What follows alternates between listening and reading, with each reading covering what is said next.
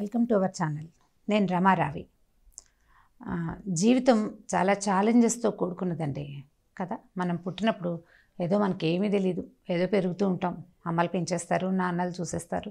కొంచెం వయసు పెరిగాక అంటే ఒక 5-6 ఏళ్ళు వచ్చాక, పాత రోజుల్లో అయితే 5 ఏళ్ళు వచ్చాక స్కూళ్ళు, ఇప్పుడు 2 ఏళ్లకు లేకపోతే ఉద్యోగస్తులైన పేరెంట్స్ తాలూకు పిల్లలైతే 5-6 నెలలకే వాళ్ళ లైఫ్లో ఛాలెంజెస్ మొదలైపోతాయి. అంటే ఇక్కడ అడ్జస్ట్ అవ్వగలమా లేదా అనేది ఒక ఛాలెంజ్, సాయంకాలం వరకు ఏడుస్తూ ఉండగలమా లేదా అనేది పిల్లల ఛాలెంజ్. కొంచెం పెద్దయ్యాక స్కూళ్ళు, ఆ తర్వాత ఏమో కాలేజీలు, తర్వాత ఉద్యోగాలు, జీవితం మొత్తం ఎప్పుడు ఏదో ఒక పరుగు పందెము, ఏదో ఒక పోటీతోటే నడుస్తూ ఉంటుంది. అయితే ఈ ఫుల్ ఆఫ్ ఛాలెంజెస్తో నిండి ఉండేటువంటి జీవితం అప్పుడప్పుడు ఒక స్టాగ్నేషన్ వస్తుంటుంది. అంటే ఈ ఛాలెంజ్ రోజువారీ ఛాలెంజ్ అయిపోతుంది కదా.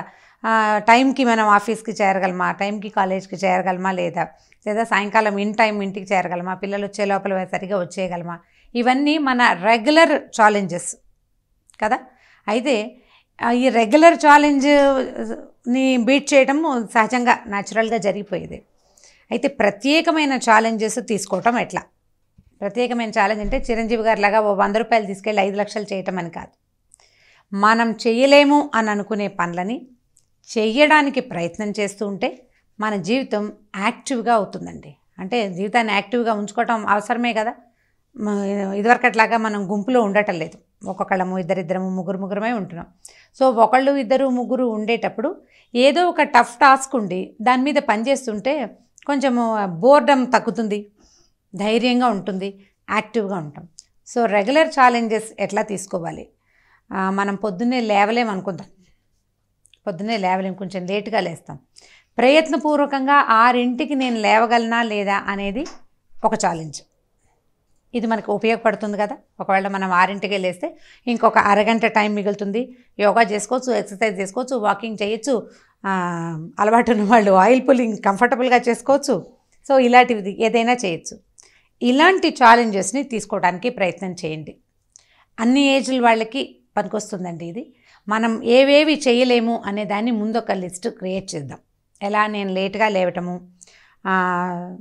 అర్లీగా స్నానం చేయటము, లేట్గా అంటే అర్లీగా లేవడము, అర్లీగా స్నానం చేయటము, అల్మర్లో బట్టలు కదలకుండా జాగ్రత్తగా ఒక డ్రెస్ని బయటికి తీసుకోవటము, సాయంకాలం మడిచిన బట్టల్ని ఇమీడియట్గా సర్దేయటము, ఇలాంటివి. అవి తేలిగ్గా మనం చేయగలిగేవే, రోజు మనం చేయడానికి బద్ధకించేవి. సో ఈ బద్ధకాలని బీట్ చేయడానికి ఒక్కొక్క ఛాలెంజ్ పెట్టుకోవటం. నేనైతే ఎవ్రీ ఇయర్ January 1 అందరూ పండగ చేసుకుంటారు. మన పండగ అయితే ఏదో లేని పార్టీస్ చేసుకుంటాం కదా. ఏదో చిన్న పొన్న పార్టీలు, నలుగురం కలిసి ఏదో చోట ఎంజాయ్ చేస్తాం, టీవీ చూస్తాం, కబుర్లు చెప్పుకుంటాం. ఓపుకున్న వాళ్ళు అంటే సరదా ఉన్నవాళ్ళు కేకులు అవి కట్ చేస్తారు. మిగిలిన వాళ్ళు రకరకాల పెద్ద రకపు సరదాలు ఉన్నవాళ్ళు వాళ్ళ సరదా వాళ్ళు పడతారనుకోండి. నేను every year new year resolution ఏదో ఒకటి పెట్టుకుంటూ ఉంటాను.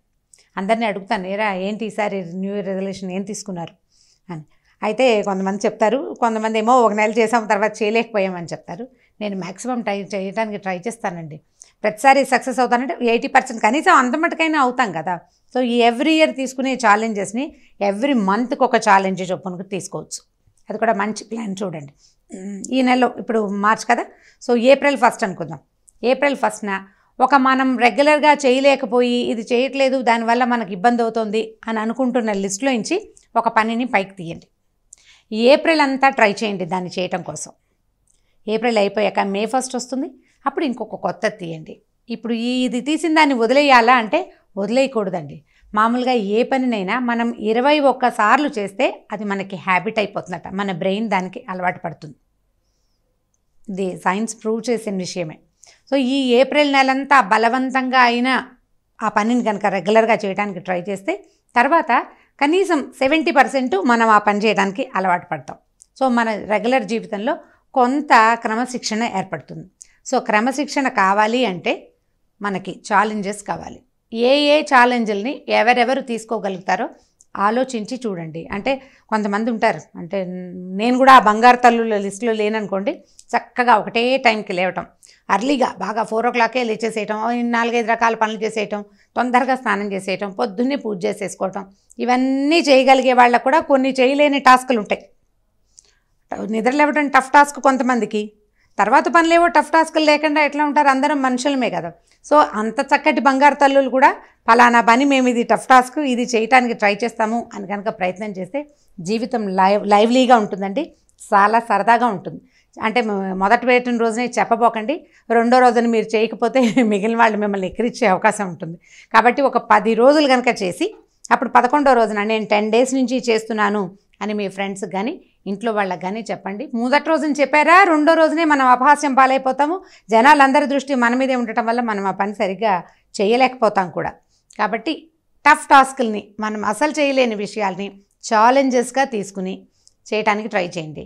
ఇందులో భాగం అండి, నేను ఇంతకుముందు చెప్పిన విషయమే, ఒకే మగ్గి నీళ్ళతోటి మొహం కడుక్కోవటం మన వల్ల అవుతుందా లేదా అదొకటి చూడొచ్చు. ఓకే, మంచినీళ్ళు కరెక్ట్గా రోజుకి 4 లీటర్ల నీళ్ళు తాగాలంటే 4 లీటర్ల నీళ్ళని ఒక దాంట్లో నింపి పెట్టుకుని ఆ 4 లీటర్స్ ఆఫ్ వాటర్ని ఈ రోజుకి ఫినిష్ చేసుకోగలిగామా లేదా అనేది ఒక దైనందినమైన ఛాలెంజ్గా కనుక పెట్టుకుంటే హెల్త్ బ్రహ్మాండంగా ఇంప్రూవ్ అవుతుందండి. మన చూసి మన ఫ్రెండ్స్ కూడా కొంతమంది దాన్ని ఫాలో చేస్తారు.